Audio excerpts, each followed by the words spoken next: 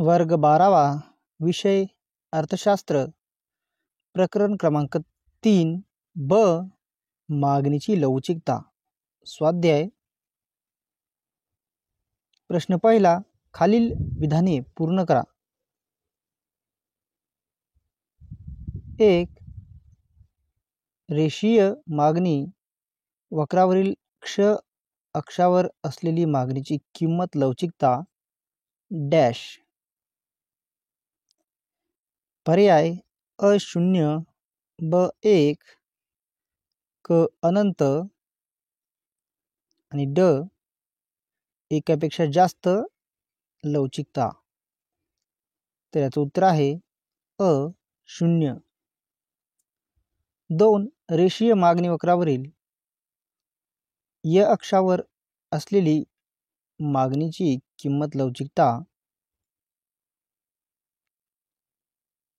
पर्याय 0, 1, अनंत एकापेक्षा कमी लवचिकता. त्याचं उत्तर आहे क अनंत. 3. क्ष अक्षा समांतर असलेला किंमत लवचिकतेचा मागणी वक्र. पर्याय अ संपूर्ण लवचिक मागणी, ब संपूर्ण अलवचिक मागणी, क जास्त लवचिक मागणी, ड कमी लवचिक मागणी. उत्तर अ संपूर्ण लवचिक मागणी. 4. किमतीतील बदलापेक्षा जेव्हा मागणीतील बदलाचे प्रमाण जास्त असते तेव्हा असणारा मागणी वक्र डॅश. पर्याय पसरट तीव्र-उताराचा आयताकृती परिवलयाचा समांतर. उत्तर अ पसरट. 5. ईडी इक्वल टू 0 हा अनुभव येणाऱ्या वस्तू. पर्याय सुखसोयीच्या, सर्वसाधारण, जीवनावश्यक, अत्यावश्यक. उत्तर क जीवनावश्यक. प्रश्न दुसरा योग्य अर्थशास्त्रीय पारिभाषिक शब्द सुचवा. 1. फक्त उत्पन्नातील बदलाचा परिणाम म्हणून मागणीत घडून येणारा बदल. उत्तर मागणीची उत्पन्न लवचिकता. 2. एका वस्तूच्या किमतीतील बदलाचा अन्य वस्तूंच्या मागणीत घडून येणाऱ्या बदलाचा परिणाम. उत्तर मागणीची छेदक लवचिकता.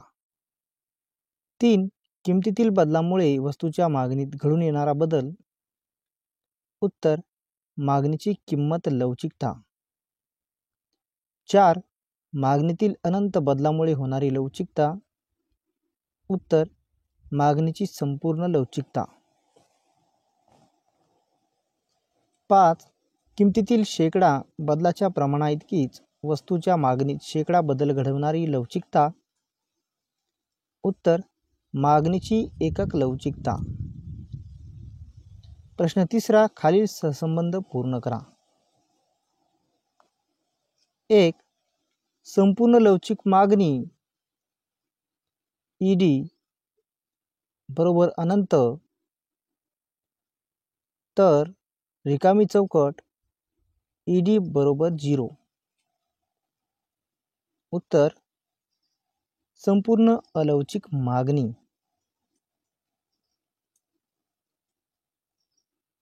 2.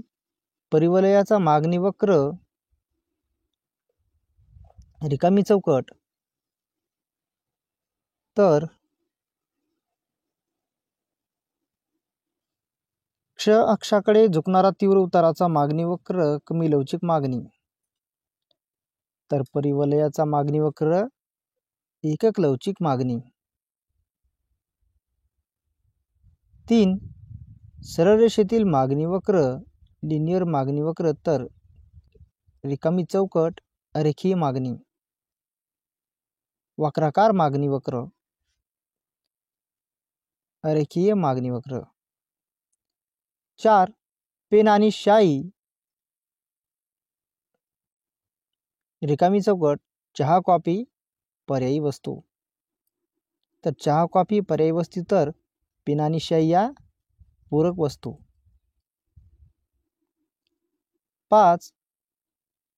गुणोत्तर पद्धत, मागणीतील शेकडा बदल, मागणीची लवचिकता छेद किमतीतील शेकडा बदल, चौकट, बिंदू पद्धत, बिंदूची मागणीची लवचिकता बरोबर मागणी वक्रावरील बिंदूपासूनचे खालचे अंतर छेद मागणी वक्रावरील बिंदूपासूनचे वरचे अंतर. प्रश्न चौथा, विधान आणि तर्क प्रश्न. विधान अ, एक चलातील बदलाचा परिणाम दुसऱ्या चलावर होतो हे लवचिकता स्पष्ट करते. तर्कविधान ब, मागणीची लवचिकता ही संकल्पना किंमत आणि इतर घटकांतील मागणीवर होणाऱ्या बदलाचा परिणाम दर्शवते. पर्याय अ, विधान अ सत्य आहे पण तर्कविधान ब असत्य आहे. ब, विधान अ असत्य आहे पण तर्कविधान ब सत्य आहे. क, दोन्ही विधाने सत्य असून विधान ब हे विधान अ चे योग्य स्पष्टीकरण आहे. ड, दोन्ही विधाने सत्य असून ब हे अ चे योग्य स्पष्टीकरण नाही. तर याचं उत्तर आहे पर्याय क्रमांक क, दोन्ही विधाने सत्य असून विधान ब हे विधान अ चे योग्य स्पष्टीकरण आहे. 2, विधान अ, एका वस्तूच्या किमतीतील बदल हा अन्य वस्तूच्या मागणीत बदल घडवतो. तर्कविधान ब, उपभोक्त्याच्या उत्पन्नातील बदल हा वस्तूच्या मागणीत बदल घडवतो. पर्याय अ, विधान अ सत्य आहे पण तर्कविधान ब असत्य आहे. ब, विधान अ असत्य आहे पण तर्कविधान ब सत्य आहे. क, दोन्ही विधाने सत्य असून विधान ब हे विधान अ चे योग्य स्पष्टीकरण आहे. ड, दोन्ही विधाने सत्य असून विधान ब हे विधान अ चे योग्य स्पष्टीकरण नाही. उत्तर ड, दोन्ही विधाने सत्य असून विधान ब हे विधान अ चे योग्य स्पष्टीकरण नाही. 3, विधान अ, कमी लवचिकतेमध्ये किमतीची लवचिकता ही एकापेक्षा कमी असते. तर्कविधान ब, किमतीतील बदलाच्या प्रमाणापेक्षा मागणीतील बदलाचे प्रमाण कमी असते. पर्याय अ, विधान असत्य आहे पण तर्कविधान ब असत्य आहे. ब, विधान अ असत्य आहे पण तर्कविधान ब सत्य आहे. क, दोन्ही विधाने सत्य असून विधान ब हे विधान अ चे योग्य स्पष्टीकरण आहे. ड, दोन्ही विधाने सत्य असून विधान ब हे विधान अ चे योग्य स्पष्टीकरण नाही. उत्तर ब, विधान अ असत्य आहे पण तर्कविधान जे ब आहे ते सत्य आहे. प्रश्न 5वा, फरक स्पष्ट करा. 1, अधिक लवचिक मागणी आणि कमी लवचिक मागणी. अधिक लवचिक मागणी, कमी लवचिक मागणी. किमतीतील बदलाच्या प्रमाणापेक्षा मागणीतील बदलांचे प्रमाण अधिक असेल तेव्हा त्यास अधिक लवचिक मागणी असे म्हणतात. किमतीतील बदलांच्या प्रमाणापेक्षा मागणीतील बदलांचे प्रमाण कमी असेल तेव्हा त्यास कमी लवचिक मागणी म्हणतात. उदाहरणार्थ, किमतीतील 50% घट, मागणीत 75% वाढ. उदाहरणार्थ, किमतीत 50% घट तर मागणीत 25% वाढ. अधिक लवचिक मागणी आकृती, कमी लवचिक मागणी आकृती. 2, संपूर्ण लवचिक मागणी आणि संपूर्ण अलवचिक मागणी. संपूर्ण लवचिक मागणी, संपूर्ण अलवचिक मागणी. किमतीत अल्पसा बदल झाला असता मागणी जेव्हा अनंत पटीने बदलते तेव्हा त्यास संपूर्ण लवचिक मागणी असे म्हणतात. तर किमतीत कोणताही बदल झाला तरी मागणी जेव्हा स्थिर असते तेव्हा त्याला संपूर्ण अलवचिक मागणी असे म्हणतात. किमतीत अल्पशी घट झाली तर मागणीत अनंत पटीने वाढ होते. किमतीत कितीही घट झाली तर मागणी स्थिर राहते. संपूर्ण लवचिक मागणीची आकृती, संपूर्ण अलवचिक मागणीची आकृती.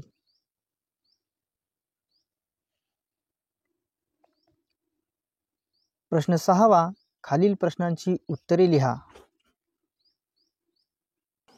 1. मागणीची लवचिकता निर्धारित करणारे घटक स्पष्ट करा. उत्तर. मागणीची लवचिकता व्याख्या: किमतीतील शेकडा बदलामुळे मागणीत घडून येणाऱ्या शेकडा बदलांच्या प्रमाणास मागणीची लवचिकता असे म्हणतात. लवचिकता निर्धारित करणारे घटक. 1. वस्तूचे स्वरूप. वस्तू जीवनावश्यक गरज भागवणारी किंवा चैनीच्या गरजा यावर मागणीची लवचिकता अवलंबून असते. सर्वसाधारणपणे जीवनावश्यक वस्तूंची मागणी अलवचिक असते, तर चैनीच्या वस्तूंची मागणी लवचिक असते.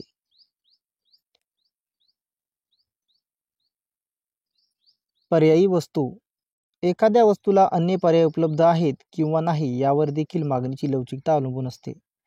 जेव्हा वस्तूला पर्याय उपलब्ध असतात तेव्हा मागणी ही लवचिक असते. वस्तूचे उपयोग. ज्या वस्तू एकाच वेळा अनेक गरजा पूर्ण करण्यासाठी वापरता येतात अशा वस्तूंची मागणी सामान्यपणे लवचिक असते. उदाहरणार्थ विजेची मागणी लवचिक मागणी आहे. किंमत. ज्या वस्तूंच्या किमती फार जास्त किंवा कमी असतात अशा वस्तूंची मागणी सामान्य लवचिक असते. उदाहरणार्थ काळी पेटीची मागणी अलवचिक मागणी आहे. सवयी. सवयी पूर्ण करणाऱ्या वस्तूंची मागणी अलवचिक असते. उदाहरणार्थ सिगारेटची मागणी अलवचिक मागणी आहे. उपभोक्त्याचे उत्पन्न. उत्पन्न पातळी जास्त असेल तर मागणी अलवचिक असते, परंतु उत्पन्नाची पातळी कमी असेल तर मागणी लवचिक असते. प्रश्न 2. मागणीची लवचिकता मोजण्याची एकूण खर्च पद्धत स्पष्ट करा. उत्तर. एकूण खर्च पद्धतीलाच उत्पन्न पद्धत असेही म्हणतात. डॉक्टर मार्शल यांनी ही पद्धत विकसित केली. या पद्धतीत एकूण खर्चात होणारा बदल विचारात घेऊन लवचिकता मोजली जाते. म्हणजेच मूळ किमतीला वस्तूवर होणारा एकूण खर्च व बदललेल्या किमतीला होणारा एकूण खर्च यांची तुलना करून मागणीची लवचिकता मोजली जाते. तक्त्याद्वारे स्पष्टीकरण. या तक्त्यामध्ये अस्थितीत मूळ किंमत 10 रुपये असताना 6 नगांची मागणी येते तेव्हा त्याचा खर्च 60 रुपये होता. आता किंमत वाढून 20 रुपये झाल्याने मागणी कमी होऊन 5 नग होते, तेव्हा त्याचा एकूण खर्च 100 रुपये एवढाच आहे. म्हणून मागणीची लवचिकता अधिक लवचिक असते. ब स्थितीत मूळ किंमत 30 रुपये असताना 4 नगांची मागणी येते तेव्हा त्याचा खर्च 120 रुपये होता. आता किंमत वाढून 40 रुपये झाल्याने ते 3 नगापर्यंत मागणी वाढते. त्यामुळे होणारा खर्च पूर्वीच्या 120 रुपयेचा खर्च एवढाच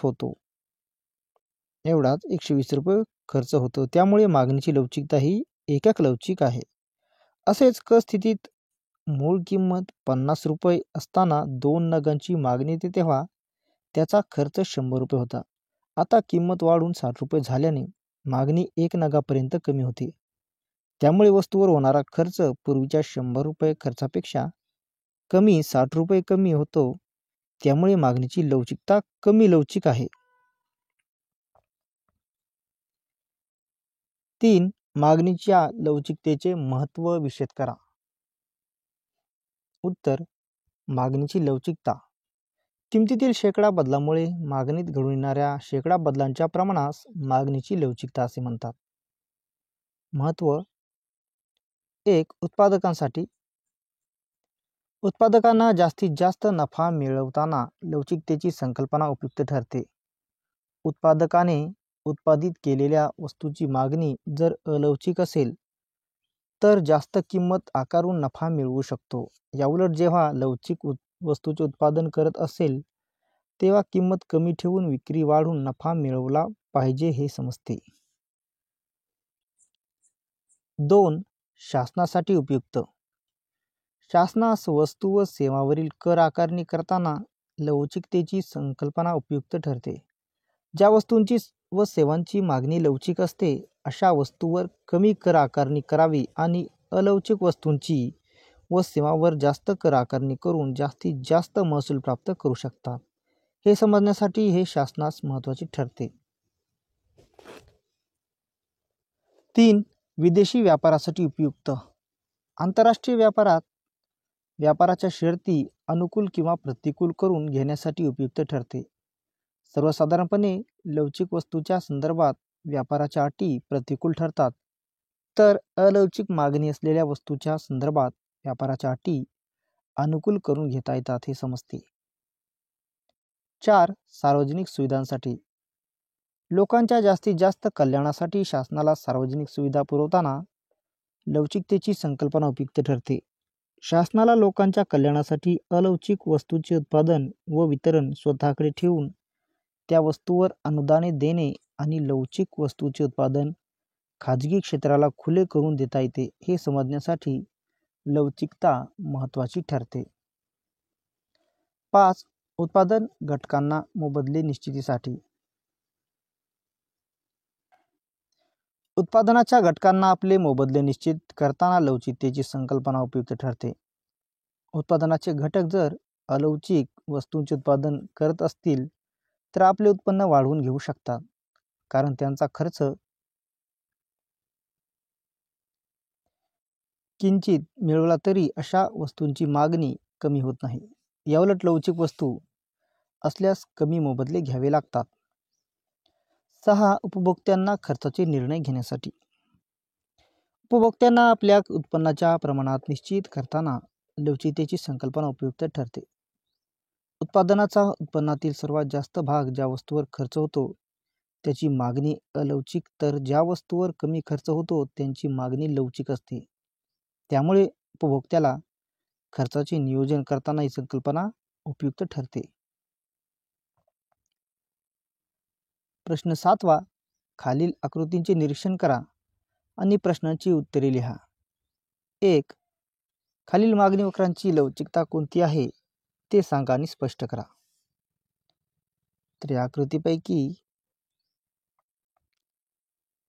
ही आकृती आहे संपूर्ण अलवचिक मागणी वक्राची. किमतीमध्ये कितीही बदल झाला तरी मागणीत कोणताही बदल होत नाही तेव्हा त्याला संपूर्ण अलवचिक मागणी असे म्हणतात.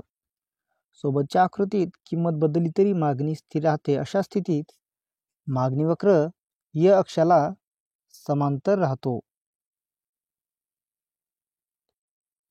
ही आकृती आहे संपूर्ण लवचिक मागणी वक्र. किमतीमध्ये अल्प किंवा मुळीच बदल न होता मागणी अनंत होते त्याला संपूर्ण लवचिक मागणी असे म्हणतात. सोबतच्या आकृतीत किंमत न बदलता मागणी कितीही बदलते अशा स्थितीत मागणी वक्र क्ष अक्षाला समांतर राहतो. ही आकृती आहे एकक लवचिक मागणी वक्र. किमतीतील शेकडा बदलाच्या प्रमाणा इतकेच वस्तूच्या मागणीतील बदलांचे प्रमाण असेल तेव्हा त्यास एकक लवचिक मागणी असे म्हणतात.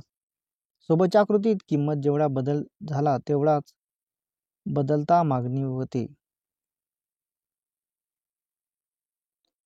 त्यामुळे एकक लवचिक मागणी वक्र दर्शवतो. ही आकृती आहे जास्त लवचिक मागणी वक्राची.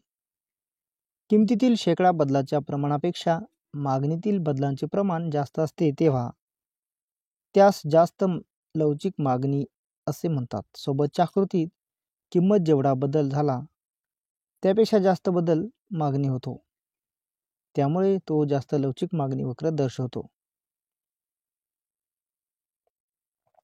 2. आकृतीमधील म हा रेषीय मागणी वक्र आहे. आकृतीच्या आधारावर खालील विधाने सत्य की असत्य ते लिहा. त्याची कारणे स्पष्ट करा. 1. म3 या बिंदूवर मागणी अधिक लवचिक आहे.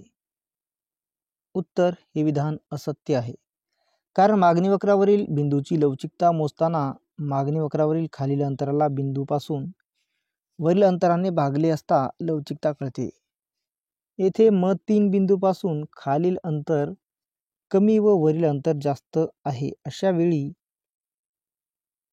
उत्तर एकापेक्षा कमी येईल म्हणून हा अधिक लवचिक येईल व ते कमी लवचिक मागणी दर्शवतो. 2. म1 या बिंदूवर मागणी एकक लवचिक आहे. उत्तर हे विधान असत्य, कारण आकृतीत म1 बिंदूपासून खालील अंतर आणि वरील अंतर सारखे असेल तर अशा वेळी मागणी एकक लवचिक असते.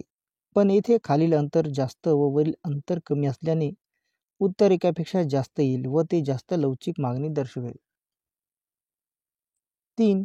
म2 या बिंदूवर मागणी कमी लवचिक आहे. उत्तर हे विधान असत्य, कारण आकृतीत म2 बिंदूपासून खालील अंतर आणि वरील अंतर सारखे आहे. अशा वेळी मागणी एकक लवचिक असते, पण येथे मागणी कमी लवचिक आहे असे म्हटले आहे. 4. म या बिंदूवर मागणी संपूर्ण लवचिक आहे. उत्तर हे विधान सत्य आहे, कारण आकृतीत म बिंदूपासून खालील अंतर जास्त आणि वरील अंतर 0 असेल तर अशा वेळी मागणी संपूर्ण लवचिक असते. येथे मागणी संपूर्ण लवचिकच सांगितली आहे.